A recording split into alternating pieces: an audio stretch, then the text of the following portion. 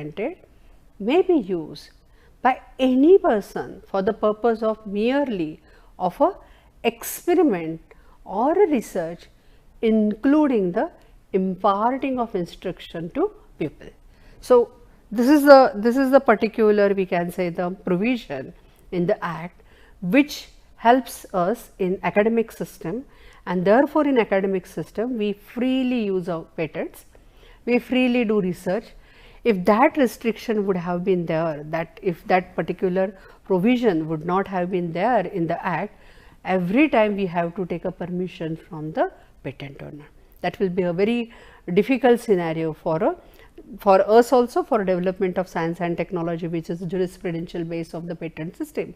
So, therefore, this is particular provision in the Act, section 47(3), which is given us a right to use freely patent material, use freely to do research on the patented topics. We can do that thing, provided it is only for academic purpose.